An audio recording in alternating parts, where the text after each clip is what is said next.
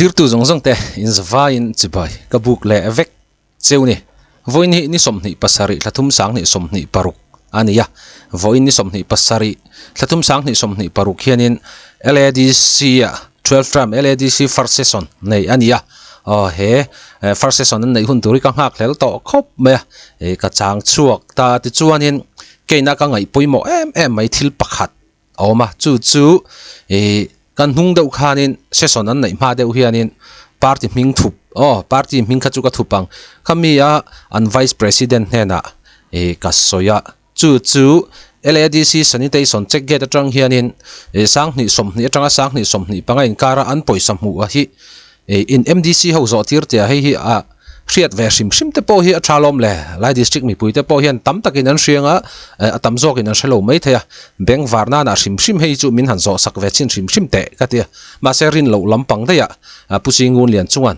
kum sang ni somni atanga sang ni somni panga in kara LADC sanitation check gate atanga an poisa mu zat a yearways in azota pusingun lian chunga a che thakop ma ke point helai sanitation check gate chungchang khi ke point kalongai mo thina an poisa mu zat te po hi lai district mi puigan ni kha chun kan hriat ve tur ni nge taxation check gate atanga poisa lo lut sim hi chu mi puite hian kan hriat ve hi a thianga ni forest check gate tang po ni se sanitation check gate tang po ni ta sela heng tiang te po hi kan hriat ve kil kel hi angai ni chu khua le tui tha ni na dai zok ani tu ma hi lo tur tu ma hi dan chunga leng kan nom lo chu ni nai du wang na ko khat MDC te ho kha tlon ngut su ahuna chun kan hlawang ahuna chuan ahun lova chuanin rik ve deu pap me tur pap me le tu na kan enang pusingun lian chunga hian kum sang ni somni tu sang ni somni panga chungin taxation check gate atanga poisa tax an huzat a yearways in min sil them tin zona achang tu em zom tak mai pulal thom liana a zota kan en ho thon ani dekhega ka kan CM zom tak khan an soi ho khalon chin che sila zia ka fil takapek theini se thome tuna chuan question panhina kan kalanga stair question number 2 zot turin pusingun lian chunga veng pbl 2 MDC zom takan some speaker apu chairman kalome sorry stair question number 2 executive in charge taxation department inchan atana ka zo na chu kumsang ni le somni atanga kumsang ni le somni le panga kumnga chung ani chu chungin taxation check gate atangin poisa tax chia an hu zat a yearways in sang ni somni pak sang ni tu somni pakat ni khatu ni tu ni tum tu ni li tu ni nga ti kha a yearways in sil them ti ka zona ani poi mo lut tu krongot hel hi chiang viewin a hriata zo na kha chang turin kan executive member taxation chang tu zom tak pu ICC lal thom liana so me ngai thlang uluk de no pu chairman kalome pu singun jam chunga zo na kum sang ni somni atanga sang ni somni panga chungin taxation check gate atanga poisa tax an huzat yearways in municipal them ti chana chu sil theye kum sang ni somni atanga sang ni somni atanga sang ni somni panga chunga taxation check gate atanga poisa tax huzat chu hetiang hi ani kum sang ni somni atanga sang ni somni pakhat entry of vehicle hian cheng nuai ni sang ni le zanga som ania entry of goods sa cheng nuai thum sin ni sang de zali som rok total nuai nga sing thum zakwa som sari sang ni som ni pakhat atanga som ni pani entry of vehicle cheng nuai thum sin kha sang kwa zariat som nga entry of goods cheng nuai li sing thum sa ka zare som ko le pali total หน่วยสริสีงาสังขัดจะสริสมดีปดีสังหิสมดีปนีอัตราสมดีเลปทุม entry of vehicle ละแจ้งสิงสริสังสริจาสมรุก entry of goods แจ้งหน่วยลีสิงกัวสังหิจลีสมดี total หน่วยงาสิงรุกสังกัวจรุกสังหิสมดีปทุมอัตราสมดีเลปดี entry of vehicle ละแจ้งสิงสริสิงเรียดสังสริจรุก entry of goods หน่วยรุกสิงลีสังกัวสริเลปดี total แจ้งหน่วยสริสิงทุมสังสริจะทุมเลปดีสังนิสมนิปดีจังหิงา entry of vehicle ละสิงเรียดสังสริ entry of goods หน่วยกัวและสิงขัด total หน่วยกัวสิงกัวจะหน่วยกัวสิงกัวและสังสริอันนี้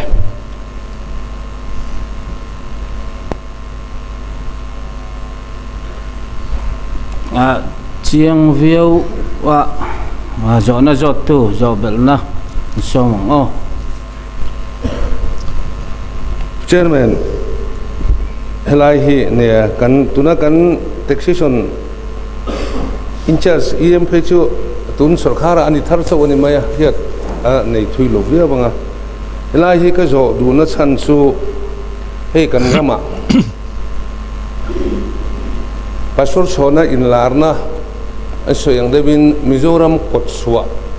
anin khenga helama kan ram lama li the local na sa mema entry of vehicle tax hi ka hun la ya kan siam ani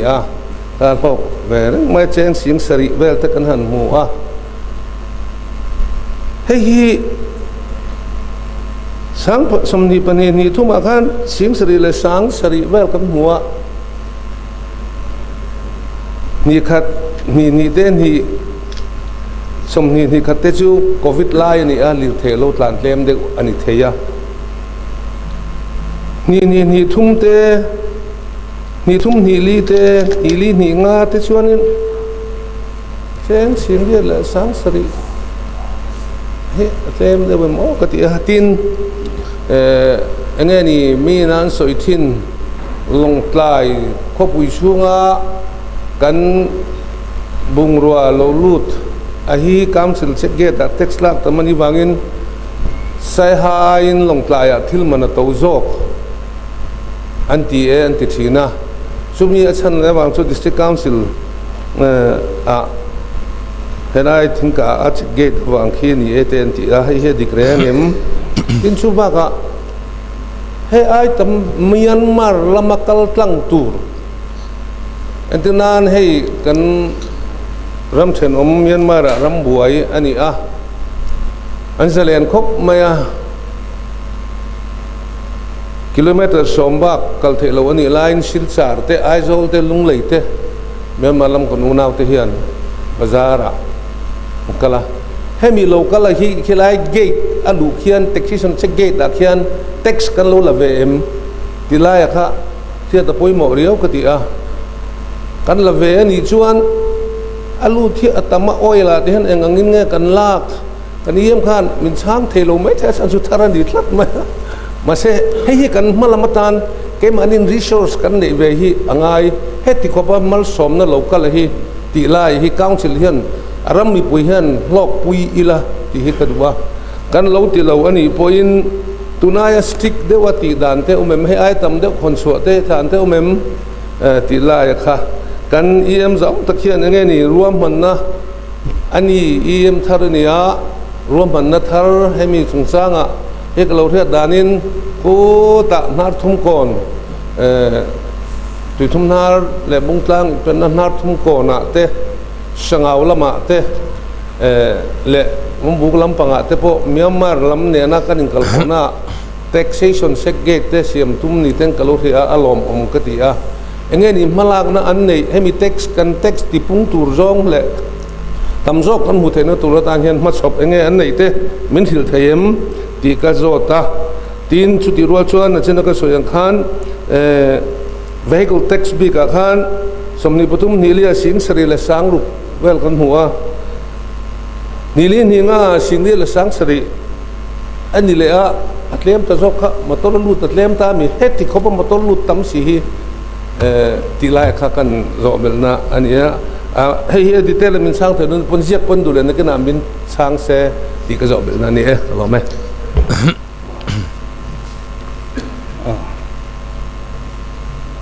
โจเบลนะโจตูรินพุติจะกุงอ่ะผมบอกเบลตุกันโซไหมผู้เชร์แมนกาลงเราอินรถล็อกเราพาวส์ล็อกเฮ้ยเชร์แมนบูลทูฮีมาร์ซัลอันนี้เบลทุ่มอันนี้แล้วขบไหมอันนี้เซสอนชูงฮิจวนนินไทยรามิจวนนินบ๊อบฮิคเคอร์เราไตละตีค่ะ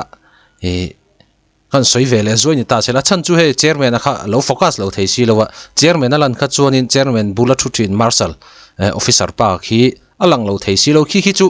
นักกินอินเสียมชัดด้านมังเตะเสเลยเปลี่ยนกันซีเนียร์มอสผู้สิงห์เดียนจุงอาจจะนะฮันนี่นายนั่นไล่ที่เวสันตั้งอาคารเท็กซัสเช็คเกตสักสุงจ้างกันละสวยงั้นที่นายไล่เริ่มจ้างอารมณ์เกลเวียข้าคันดูเดียวเนี่ยกันซีเนียร์สวยงั้นกันเพียธาระมานี่ลูกอะเฮดิพาร์ตเมนต์เฮอาจารย์เฮลาเรย์ลูกเขาปะโซน่าประคัดนักการโจเบลดูจุเราอินสินเสียสละเท็กซัสเช็คเกตจังสุ่มหูฮี Department in Direct Finance submit เงี้ย GAD กัลพลังอิน submit ตีไล่ค่ะอันนั้นรัชกาข้าเองที่เงินกัลปุยส่วนกันบัดเจ็ตบุกค่ะ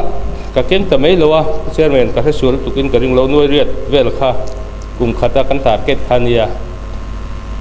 เฮ้สังหิสมหิปลีสมหิปังอาส่วนหน่วยกัวและสิงกัวสังสริเวลค่ะกันนั้นหุทยาส่วนสังหิสมหิผัดเวลส่วนหน่วยง่ายเลยสิงทุ่มเลยสังสริติเวลกันหัวอปุ่นในจกเข้าปะมานี้ลูกคานออฟฟิเชียลลำกระโจตะกันบัดเจ็ตมุตูเฮียนถ้ากระต่ายเฮียนหน่วยลีเวลกันหูชวนกันบัดเจ็ตที่กันพลักเฮียอาไม่รู้สุดตูนถ้าลีงาเวลเอ็งบัดเจ็ตจังหันติจงสวยยังอัฐากสวยสวยเท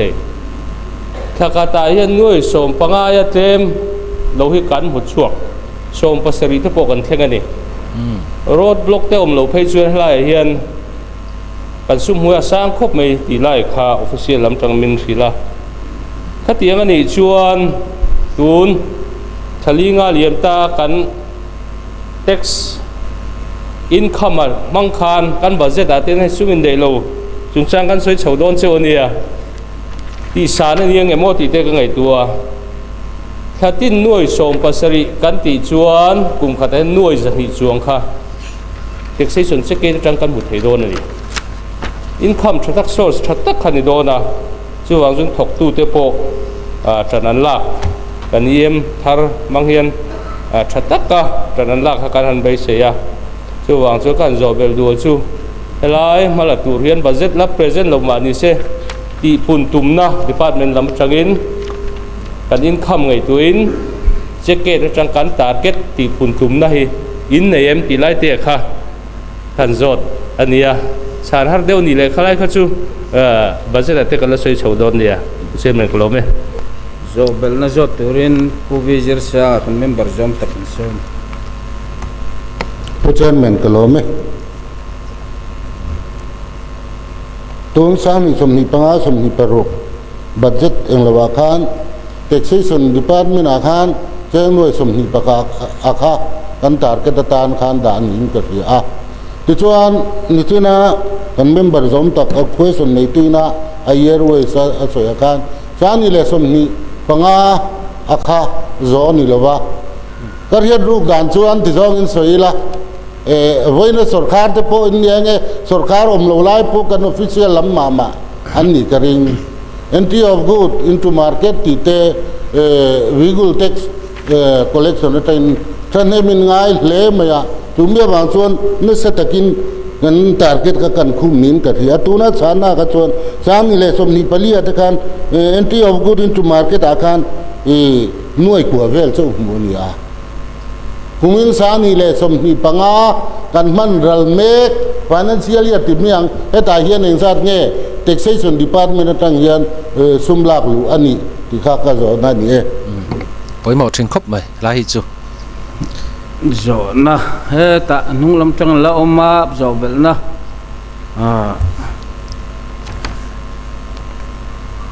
kani som don anga pulal chuang liana sanga was bel tu zom tak zo bel na zo tu ring so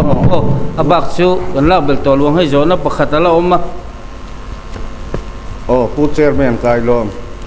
ka zo bel hada list of beauty rest ko mu tat lo le sanga trang hong suang mi ka sile kat tun na khen hal lo mo ka hi ti le ma chu official lai di khanan hal it na ka hal tung le ka mu tat lo li ar ka pek chok mai mai sile hi ma chu nuwa chu din I pek kho da nung sela ka tha la le o ka hi ti tum ka zo na ka hi lut la le sanga wa khinin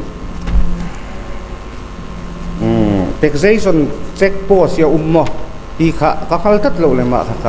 ka von hal sia ti khan zo na te kha lo in chin che chiang tura ngai ila sangawa yom de ya helama chung te khero fa kha minda sak thela kan DCS official lam te ne na chung kan lo da don ne list of business kha ti tiang chuan klom ngai zo ka kanan ngen chen ni chu sangau de in thon tur chuan amani ni vela list of business ka chu ka konga abo pal chu ni mulo le jualang ti kan tau de wa ka tiang khan a thon po kan thon thei tho atul danin ma kan lo la don dia tuna kan executive member taxation chang tu zo bel na te thei anga chang turin so mong pu chairman kalome hey zo bel da pathum changin awma sebera pu singun lian chunga veng pui bel tu zom tak zo bel na akha Burma atanga bungrua phur te he nge chia laim ti le oil atangin tax in laim ti khanin ka sia ka se so lo chuan ne helai hianin thei to pin sarkar ma ala license nei lo te le helaya Burma atanga ron kal te po ni se taxi dan schedule of rate kan nei atangin lak thin ani tin oil phur hi teng lorry ina an phur chu lak ani ngai lawa amaro chu dan ni lawa atia barrel ron phur thin hi chu fine tir thin ani barrel khat cheng za in fine tir thin ani ti kha ka chana ni sila tin malak na engte rom bhan nge in tum ti chu hei akumin sa ni som ni pangan ni rok hianin abik takin sarkarin taxation department hian na satin malak tum mani mari khan kan CM zaum tak tenen kan home minister hai kan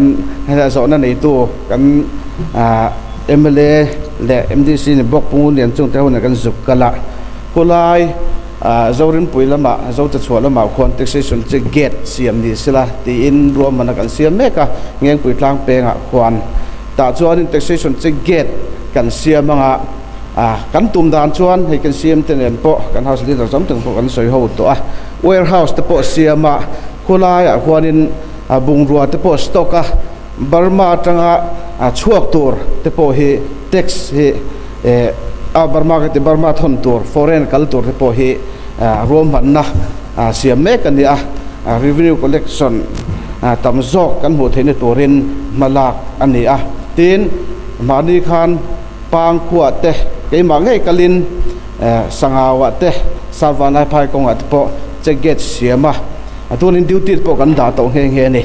pang khuwa le sarwana phai kong hian taxation cheget to na hian กันละในเช่เรา forest จะ get ที่กันโจมังะ duty เราจะกันด่าตัวอัน duty จันตัวนี่ดีค่ะนี่จีนะผู้เรียนเตะโจนะคะกับช่างฮัลไม่ดีสิละทายกับเสียส่วนปุตติสกุงโจนะที่ direct in GAD อันเงี้ย submit finance ตีค่ะให้ช่วย GAD เฮียนกระเสียดส่วนเราชวน submit มาสักทิ้นอันนี้แต่ชวน GAD จังอินtaxation taxation จังอิน finance ลูดนี่อมตักกันดิจู่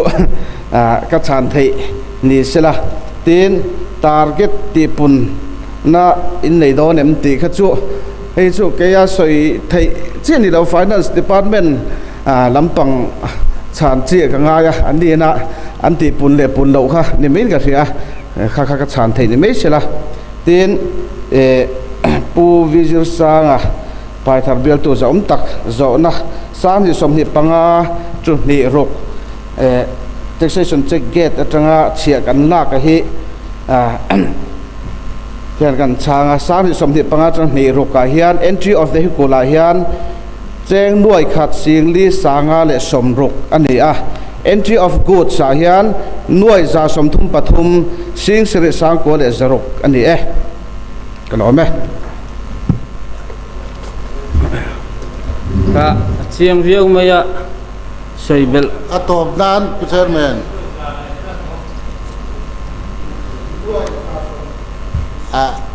หน่วยจ่าสมทุมปฐุมสิ่งสิริสังกัวและจรุกเลยตัวน่ะชวนผู้วิจิตรสังmember จะตักตัวเดียวอินโน่ไอ้ท่าเสียผู้เชิญแมนบัตเจ็ตพาราลนี่ละว่าลองทุหันสวยเจียมโปค่าบัตเจ็ตตะตัวละนี่จวนกันละสวยมาเสตัวน่ะอันลันดานงตาโปถ้ามีขัดเทียดกันดูบางเนี่ยส่งนี่ปังก็ชูกันลากลุถ้าเตียงอันนี้จวนหุ่นกัลโตก็อาเฮกแต่เดียวตีน่าอังจะเป็นอะไรงะจูเมียจวนตรงไอ้เฟลเราเฟลตีจะโปไงตัวน่ากัลเทียงก็ตัวนักกินะบัตเจ็ตดิสคัสชันละกัลตายละผู้เชิญเมนโซน่ากันนั่นโซตาฉันน่าอาจารย์โซเบลน่าถิ่นถิ่นไล่ตะกี้อภัยหมอไล่ชุนี่ตัวน่ะกันเยี่ยมชมตะปุยน่ะโซนฉันน่าเสียมาการเป็นโดลักะเต็งลอรีอาลูกลาชวนเท็กซ์กันละละว่าอาไม่รอจูบาร์เรลาเป็กชัวพูดชัวอันนี้บาร์เรลขตาเจงจากกันลาตียาข้าเองด่านโตชนิดเงลากันนี้ดานาคารทุนในนักการเนียมจุดยังนี้ชวนหน่วยจ่าสมทุงเล่ปทุมเล่สิงสรีเดตีเวลมูนาคารบาร์เรลอันมูนาคาอัติลเงบาร์เรลปะขัดกับเจงสานี่ชวนบาร์เรลพูดช่วยอาตัมนัสมัยเสียขลายพวกโจเบลนักการเทียนว่างินเล่ขัดยังละตูคานทุนในนักการเนียแรงเอ็มเริ่มจ้างงินดานังินกันแล้วอาไม่รู้ช่วยเริ่มจ้างงินพิมพ์คูตักินกันล้านนี่ติดตัลส่วนเรื่องสเต็กมินเป็นนี่เราชวนทุนในนั่นละวะแต่การสิ่งที่ไอ้มังเล่โดนตีนานี่ยังเทียมเรากันสันติโดนอะไรขลายค่ะเฟียเดวินลมถูกก็สวยรัวเลยนั่นสวยเฟียเตเซียกันนี้มาจังตู้อันสวยเฟียโรโซเนี่ยผู้เจริญจริงขันกับสวยตัวบาร์เรลกันลากหิเชียอันนี้เราว่าดานเราว่ารอนพูดลุดแต่อันนี้ว่ากินกันไฟตีไม่เนี่ยถ้าเชียอันนี้เราตีข้ากันสวยดูตีนสวยตรงขัน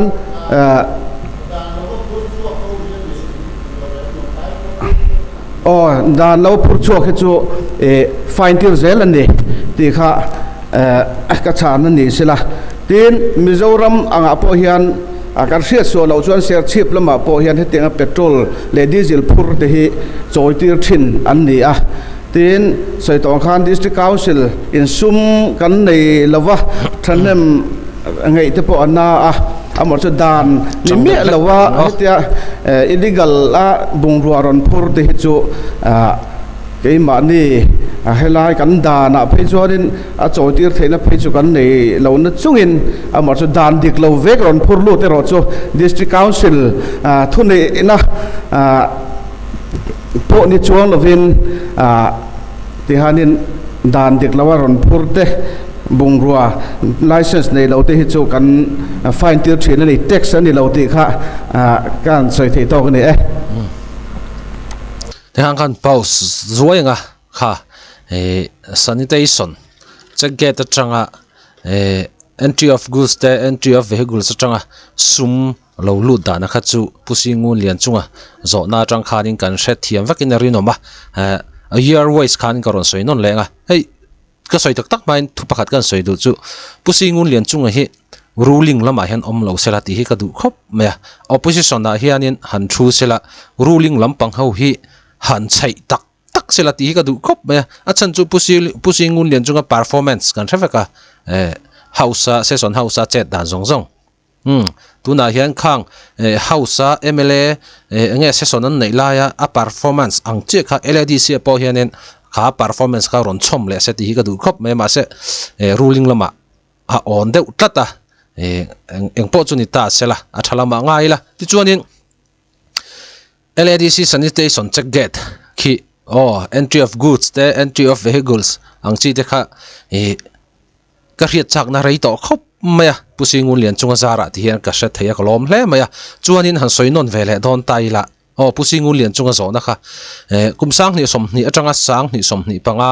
chungin taxation check gate atanga poisa tax an husat yearways in minsil them ti chu PHC lal thom liana concern em khan ina ron changa thena ron chana chun ta ne sang ni som ni tu sang ni som ni atanga sang ni som ni pakhat an sum hu dana chu entry of vehicles sa khanin nuai ni le sing ni sanga le so ani ta ti chuan entry of goods a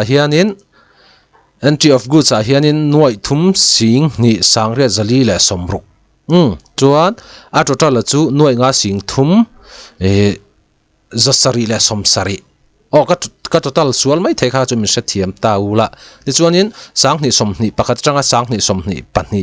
a hianin entry of vehicles a hianin noi thum sing khat sang kwa zariat le som nga chuan entry of goods a hian noi li sing thum sang khat zariat som kwa pali a total chu noi sari singa sang khat zasari somli pali kha anita in lo chin chia zel du takin chuan sang ni som ni pani atanga sang ni som ni pathum inkara khanin entry of vehicles a khan sing sari sang sari zale somruk sing sari sang sari zale somruk khanita ti chuan entry of goods a khan nuai li sing kwa sang ni zali le somli anita chuan a total kha nuai nga sing ruk sang kwa le zaruk chuan sang ni le som ni le pathum atanga som ni pali in chung khanin entry of vehicles a khan sing sari sang sari le zaruk chuan entry of goods a khan nuai ruk sing li sang kwa zasari le cheng li a total kha nuai sari sing thum sang sari zathum le cheng li ti chuanin sang ni som ni pali tanga sang ni som ni panga in kara khanin entry of vehicles a khan sing riat le sang sari chuan entry of goods a khan nuai kwa le sing khat a total la chu nuai kwa sing kwa ni ta ne kha a yearways zela chut khanin khoila ya hian nge poisan mu tlem deu ti kha chu thlir tu te chana da taila ma se hei ti hian han soidon taila sang ni som ni pathum kum top lama tang khanin Myanmar ram a buai wangin Mizorama tam takan ron kala Burma nge sumdong ho sapui puin ron kala nge Burma lampang sumdong pakhat hianin lir thei hi chang chuanin zan khata hen panga ten mangthin ni chungtiang khop chuanin sumdong Myanmar lampanga sumdong hen lir thei khan du tama tin aizol lampanga ten kala silchara te lungleya te tiang vel khanin oil phur hian tam tak kha an che chuaka an kal chuak thina ti chuanin heta sang ni som ni pathum tu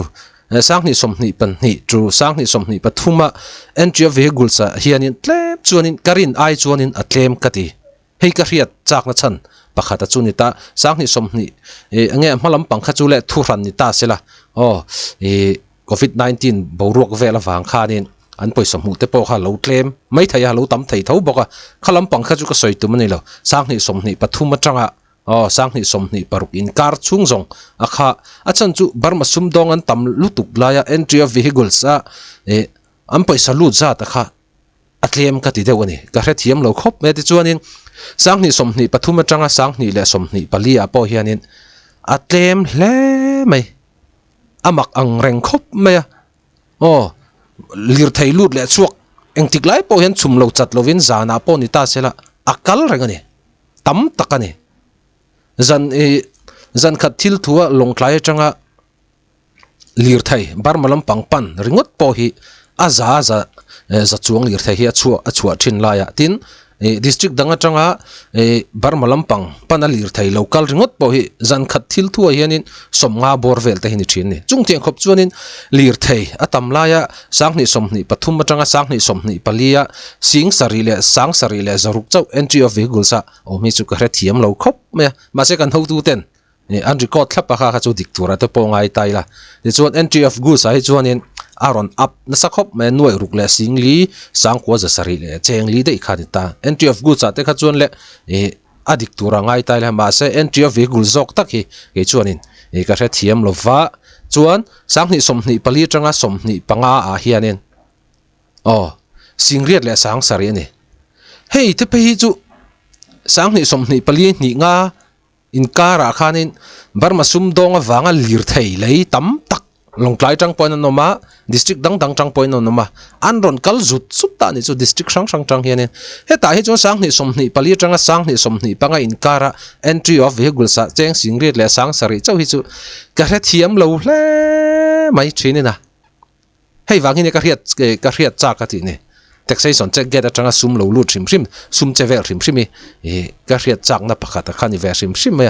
sang ni somni atanga sang ni somni pangin kara entry of vehicles hian nuai khat thi an cross lo reng nuai khat alang lo reng sang ni somni pali atanga somni panga hi chuanin nuai khat hi chu tling ve turak lo nga ya ma se ni teu lo kan en zelang ti chuan sang ni somni panga atanga sang ni somni paruka hianin aron updoor ta ni chu entry of vehicles hian nuai khat singli sanga le somruk dei ani chu sangni somni panga tanga sangni somni paruk kumpola rallo ni sangni somni paruk kha nuai khat singli sanga le somruk dei ani chu te ni chuanin sangni somni palia hianin cheng sing sari le sang sari le zaruk chau ani chuanin kan ho tu ten adik an record thlapa adik an ti kha chuan an dik tura te po ngai tai la ma se sangni somni panga tanga sangni somni paruka nuai khat singli le sanga le somruk ani thei chuan sangni somni pali he chuan at least singku he chu akai ngei tura ka ngai kha ni ta ti chuan sangni somni panga tu sangni somni paruka entry of vehicles nuai khat singli le sanga le somruk ani ta ti chuan entry of goods khan entry of goods khanin nuai za somthum pathum sing sari sang kwa le zaruk my goodness na sat takani hei karin dan tursa dik tak ni chu nuai za somthum pathum sing sari sang kwa le zaruk hi hei keima poina keimi molber poina kalautin zone kalo mitthla chin kha sangni somni panga tanga sangni somni paruka entry of goods nuai za somthum pathum sing sari sang kwa zaruk dei kha ani ta ni chu ani chuanin helaya sangni somni pathum chu sangni somni palia entry of vehicles sing sari zaruk le entry of goods nuai ruk singli sangkua zasari le chengli a balance kha kan the thiamin karing eng po chu ni ta sela council kan thu nei tu kan ram hruai tu fel tak te hianin nge barma lampanga kan unaute an ram buai wangin India raman ron tlana sum don na tam takan kalpuya helai den chen hianin council leibanga zia chu ka soinon ngai lovin kan treveka council kan leiba zong hi hemi entry of goods te entry of vehicles atang hian eng mo chen hi chu ange kan recover thein karinga chuwan chuanin helai a zo cha chu lampanga te poni ta sela check gate kha kan siam kha poimo khop in ka ria tin heta sangau tlang dung lampanga poni ta sela check gate kha tu na kan a concern emin aron soya an siam to thu te po kha aron soya cha khop me chuwan chuanin heng income na turang chi sim a hi chuanin kan council kan ram hroi tu te po hianin tax lak lama hian thahnem ngai thiam selama se ami puite veng ranin tax lak dana po khan tax lan nge tamlu tuk ang chiala lovin mi pui te zo tok zela an lak thiam kha poimo don khop metin ka oil chungchang te po kha soinia tuna oil taxation check get atanga an lo man thina khi choitir thaina dana kha kan district council hian an nei mi alwa concern khan ron soya ma se dan dik lo taka lo phur kha nge dan chuanin a phal lo ni ma se kha danin a phal lo si chuanin a fine nang zonga an fine tir thin thu kha soya kha thu dik tak ania barrel pakhat kha cheng za in a kal thin ani kha ni ta halai vela kha nang ni thlir tu de point hilai taxation check get atanga sang ni som ni paruk in kar chunga sum che vela kha ani ta thlir tu de point in lo beng var pha sot kha ka ring tlat ani le khadi zong kha ani le phot te se